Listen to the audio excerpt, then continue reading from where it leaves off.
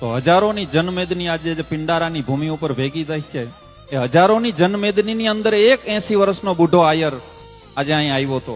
સાવ સાદી લાકડીના ટેકે હાલતો એ બુઢો આદમી એ તીર્થની અંદર આહિરોએ વિષ્ણુ યાગ યજ્ઞનું આયોજન કર્યું છે. ત્યાં જઈને યજ્ઞને પગે લાગે છે.